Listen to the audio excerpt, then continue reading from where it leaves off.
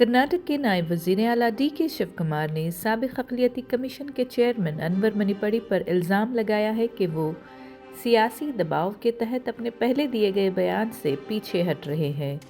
स्वर्ण सौधा में मीडिया से गुफ्तगू करते हुए शिव कुमार ने कहा कि मणिपड़ी ने पहले कहा था कि उन्होंने वज़ीर आज़म और वज़ीर दाखिला को ख़त लिखा है।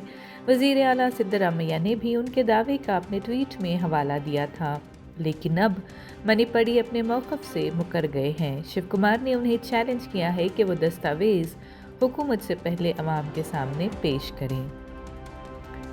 तहक़ीक़ात CBI के हवाले करने की वज़ीर आला सिद्धरामैया की तजवीज़ पर डी.के. शिव कुमार ने कहा कि तमाम हक़ाइक़ पहले ही रियासती हुकूमत के पास हैं।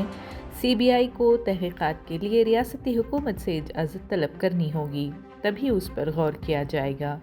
शिव कुमार ने वाज़ेह तौर पर कहा कि ये तहक़ीक़ात CBI के हवाले नहीं की जाएंगी और BJP पर इल्ज़ाम लगाया कि वो CBI इंक्वायरी का मुतालबा करके तवज्जो हटाने की कोशिश कर रही है।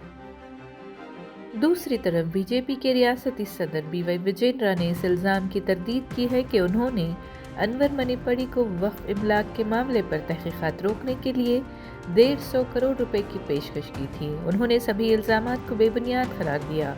विजेंद्रा ने मज़ीद कहा कि कांग्रेस रहनुमा खुद वक्फ इमलाक का गलत इस्तेमाल कर रहे हैं। रेवेन्यू मिनिस्टर कृष्णा बैरेगौड़ा ने BJP की साबिक़ा हुकूमत के ख़िलाफ़ अनवर मणिपड़ी के इल्ज़ामात की CBI तहक़ीक़ात का मुतालबा किया है।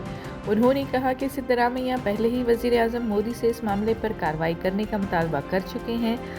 वक्फ इमलाक का ये मामला शिद्दत इख्तियार कर चुका है, जिसे कांग्रेस और BJP एक दूसरे के ख़िलाफ़ इस्तेमाल कर रहे हैं।